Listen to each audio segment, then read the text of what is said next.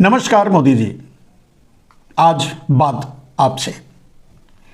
आज होली थी, गुजर गई। एन केन प्रकारेण हिंदू और मुसलमान के बगैर आपका काम नहीं चलता। आपने इसमें भी वही किया जो हमेशा हर काम में करते हैं, चाहे वो चुनाव जीतने से हो, सरकार बनाने से हो, देश चलाने से हो, या चाहे जो भी काम हो, हर जगह आप का काम नहीं बनता। आप हिंदू मुसलमान के बगैर अपनी राजनीति नहीं कर सकते, त्योहार नहीं मना सकते, देश को त्योहार मनाने नहीं दे सकते। और त्योहार के लिए बचा क्या है? किसी के पास नौकरी नहीं है, कोई 5 किलो अनाज के लिए भीख का कटोरा लिए 5 मुफ्त की लाइन में खड़ा है, कोई कहीं कोई कहीं, बस इसी तरह। तो फिर होली क्या मनाया होगा? ठीक है, बीत गई, बात गई नहीं है, अब बात शुरू होती है। इसीलिए सीधे संवाद आपसे। मैं जानता हूं ये बात आप तक नहीं पहुंचेगी, लेकिन जिन तक भी पहुंचेगी कम से कम उनको तो बात समझ में आएगी। मोदी जी, आपको सरेंडर मोदी क्यों न कहा जाए? आप नरेंद्र मोदी हैं, लेकिन नरेंद्र मोदी से बदल करके नाम आपको सरेंडर मोदी रख लेना चाहिए। सुझाव है, क्योंकि 11 साल से आपके काम तो कुछ ऐसे ही हैं। रही बात अभी कुछ दिनों की बातें, चाहे अमेरिका हो, चाहे चीन हो, चाहे अंतरराष्ट्रीय मामलों में कहीं भी हो, छोटे छोटे देश आपको हड़का के चले जाते हैं। अमेरिका तो आपको घुटनों पर ला दिया है, पीठ पे कोड़े बरसा रहा है, और आप खुशी खुशी झेल रहे हैं और कह रहे हैं साहब 2 कोड़े और मारिए। यानी टैरिफ वॉर में आप पूरी तरह से हार चुके हैं, पीठ दिखा चुके हैं, एलन मस्क को अपना चुके हैं, देश को अगली गुलामी में झोंक चुके हैं। अगर एलन मस्क अमेरिका की तरह भारत पर भी राज करेगा, उसका अगला मिशन क्या होगा यह कहा नहीं जा सकता। लेकिन आपको पता है, आपकी मजबूरी है, आप ट्रेंड अमेरिकन हैं, आप ट्रेंड चाइनीज हैं, तो निश्चय ही आपको वही बात माननी पड़ेगी जो चाइना कहेगा, जो अमेरिका कहेगा। मान रहे हैं, ट्रंप ने कहा भारत का गेट खोल दो, no tariff for Elon Musk. आपने वही किया। देश के पूंजीपतियों का क्या है? पूंजीपतियों के लिए एक बात कही जाती है, पूंजीपति खुद लूटते हैं, लुटेरे होते हैं वही पूंजीपति होते हैं। बहुत साधारण सी भाषा में लाभ की एक साधारण सी परिभाषा है, देय मजदूरी और दी गई मजदूरी के अंतर को लाभ कहते हैं। सीधी सी बात है।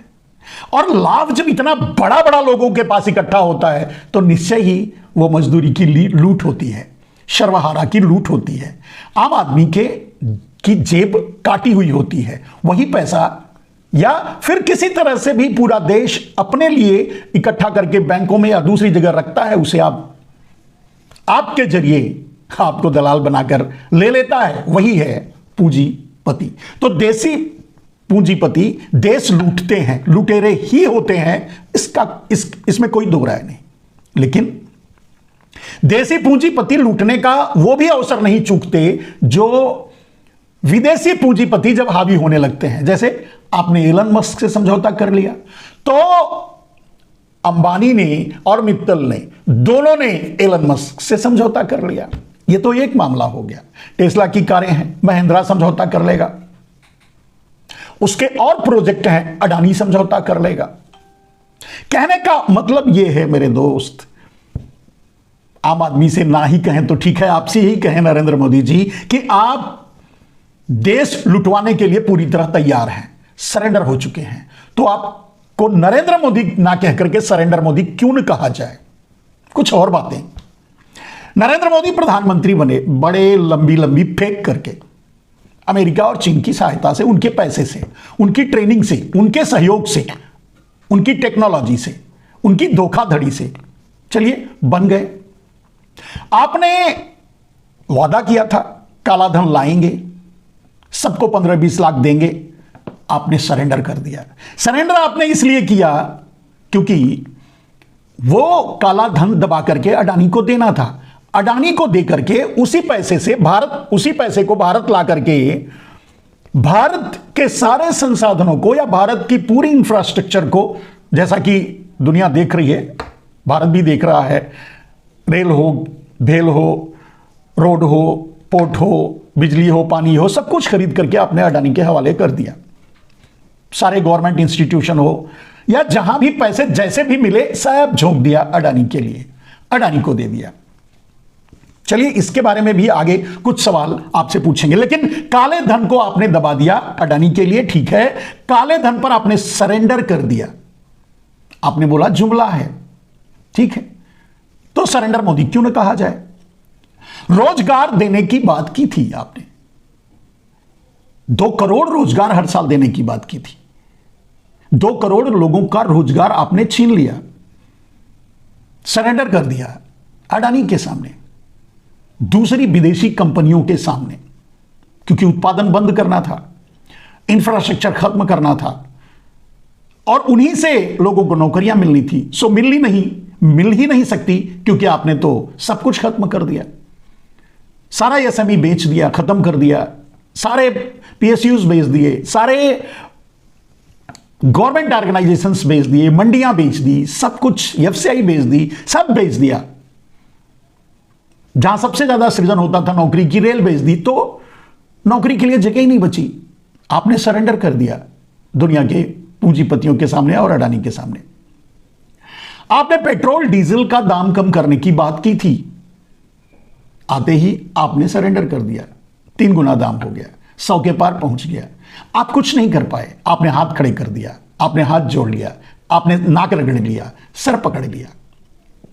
अपने चहेते पूंजीपतियों को पैसा कमवाने के लिए आपको अपने जवान की कोई कीमत या अपने मान मर्यादा या देश के हित की बात आपको छूकर ही नहीं जाती, आपने कर डाला।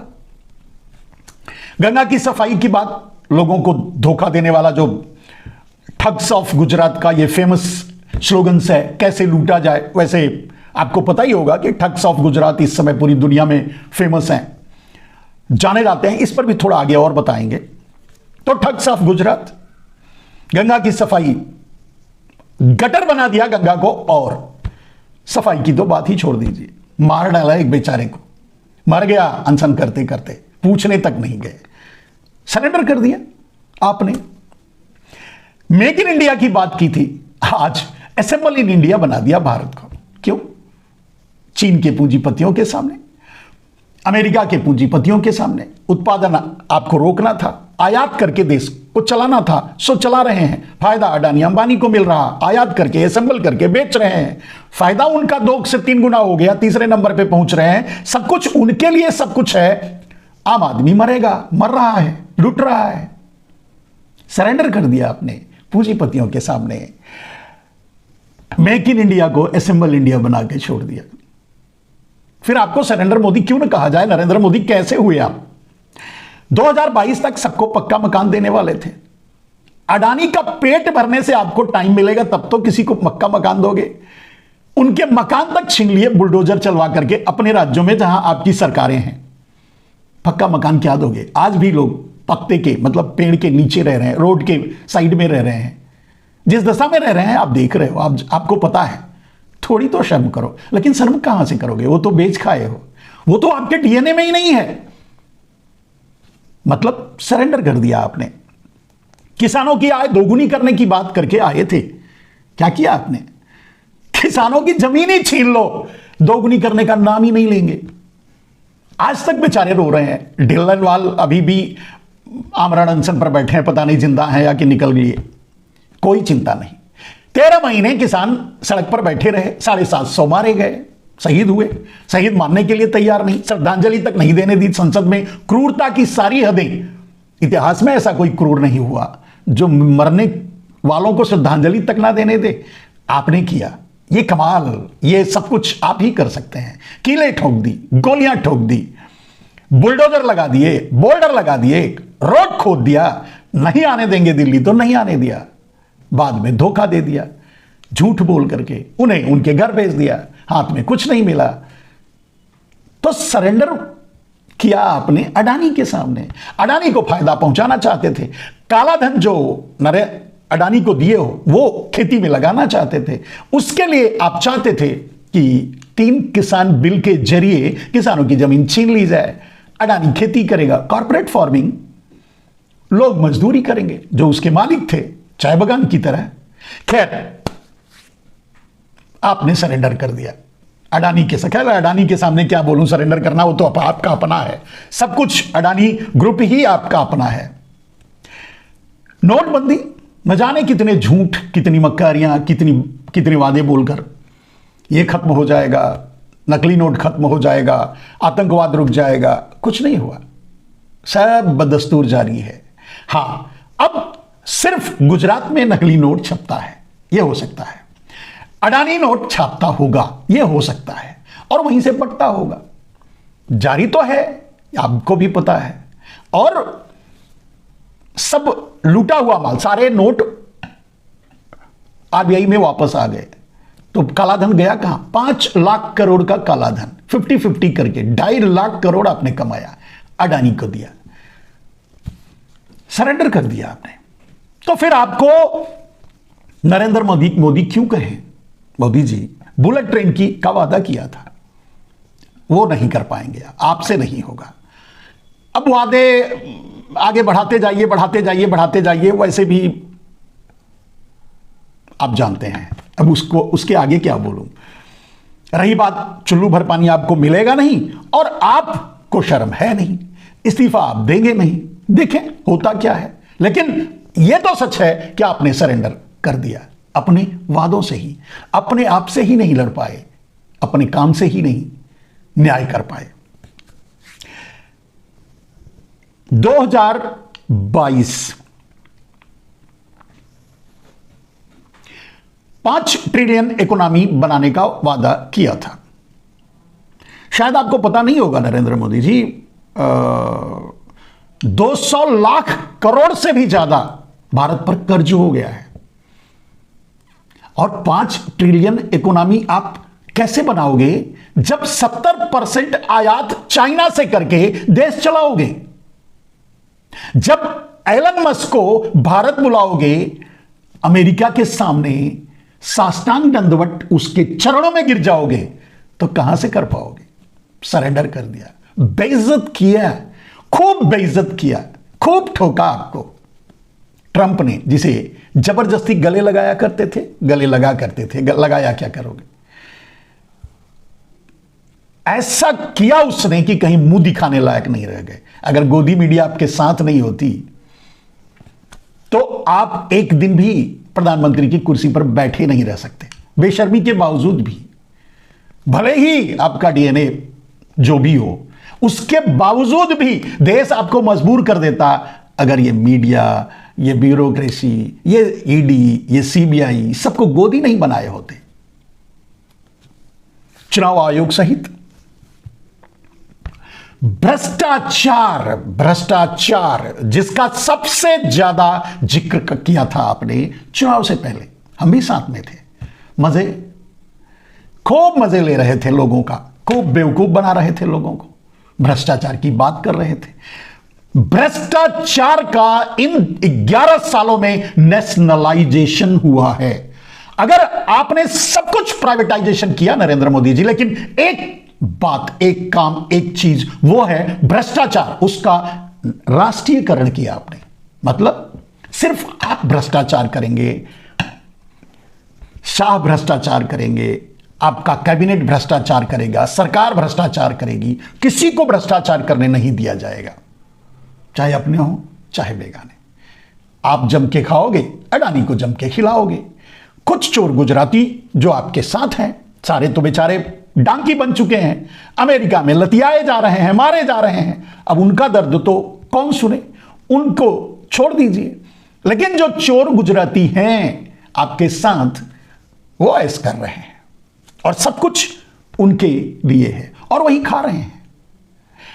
इसीलिए मैंने सबसे पहले एक बात कही कि ठग्स ऑफ गुजरात पूरी दुनिया में फेमस हो चुका है। अब इंडिया छोड़ दीजिए, और वो नकली थाना, नकली पुलिस, नकली टोल, नकली ब्रिज, नकली क्या क्या यार, ये आपके लोग ही कर सकते हैं, आपके चोर लोग ही कर सकते हैं।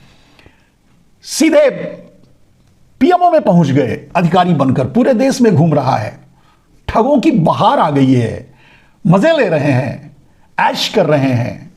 करने दो। अडानी दुनिया का सबसे बड़ा ड्रग डीलर बन गया आपकी मेहरबानी से, कोई कुछ नहीं बोल सकता। कहां जाएगी ईडी छापा मारने? कैसे पहुंचेगी सीबीआई? कौन सी पुलिस में हिम्मत है कि अडानी के खिलाफ एफआईआर कर लेगी? ऐश कर मोदी जी। तो ये थे, मतलब भ्रष्टाचार में तो आपने, और सिर्फ यही नहीं किया, भारत के जितने भ्रष्टाचारी थे सबको आपने अपनी पार्टी में मिला लिया। अब अगर तुलनात्मक रूप से सोचा जाए, कहा जाए, तो भारतीय जनता पार्टी को भ्रष्टाचारी जनता पार्टी ही कहा जा सकता है। सारे भ्रष्ट, सारे चोर, सारे उचक्के, सारे फ्रॉड, सबके सब भारतीय जनता पार्टी में। कोई चीफ मिनिस्टर बना है, कोई उप मुख्यमंत्री बना है, कोई मुख्यमंत्री बना है, कोई ये बना है, कोई वो बना है, सब मलाई काट रहे हैं भ्रष्ट, जिनको आप ही जेल भेजने का दावा किया करते थे, वादे किया करते थे। सरेंडर कर दिया मोदी जी ने। मिल गए या झुक गए या लौट गए उनके सामने जो भ्रष्टाचारी थे, जो बलात्कारी थे। क्या उखाड़ पाए आप? कुलदीप सिंह सेंगर, बृजभूषण शरण सिंह, किसी का भी। आप तो बलात्कारियों के साथ खड़े होकर चुनाव में वोट मांगते हो। यही आपकी प्रतिभा है। नरेंद्र मोदी जी, ये बातें हैं आपके ऊपर सीधे डीएनए पर।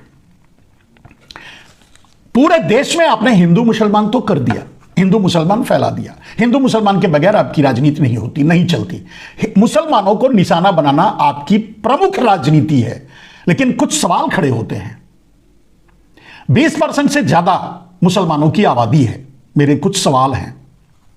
500 करोड़ से ज्यादा भारत की बैंकों से लोन किसने लिया है? 20% मुसलमान हैं, शायद कोई नहीं मिलेगा। 80% से ज्यादा चोर गुजराती हैं। अब चोर गुजराती क्यों कर रहा हूं? सिर्फ जो लोन लिए हैं उनकी बात कर रहा हूं, गुजरातियों की बात नहीं कर रहा हूं। कोई किसी को गलत नहीं लगना चाहिए। फ्रॉड गुजराती जो आपके साथ है, आपके दोस्त हैं, 80%। जितने भी बैंकों से पैसा लेकर के वापस नहीं किए, डिफॉल्टर, वेलफुल डिफॉल्टर के लिस्ट आप जारी कर दीजिए नरेंद्र मोदी। 80% उसमें भी आपके दोस्त गुजराती हैं। बोल नहीं पाते हो। इनको हिंदू मुसलमान पूरे देश को करवाकर चाहे जितना भी बेवकूफ बना लो, लेकिन सच तो यही है ना। 80% भारत के पैसे को लूट कर भागने वाले भगोड़े, ललित मोदी, नीरव मोदी, मेहुल चौकसी, जितने भी हैं, 80% आपके लोग हैं, गुजराती हैं, चोर गुजराती, जो आपके आसपास के लोग हैं, जिनको आप, सच नहीं है ये सच है। आपने भ्रष्टाचार का राष्ट्रीयकरण किया, यह बात तो समझ में आ जानी चाहिए पूरे देश को। आप जब न खाऊंगा न खाने दूंगा, यह बात समझ में आ जानी चाहिए थी पूरे देश को। इलेक्टोरल बॉन्ड, सीधे गन पॉइंट पर लूट।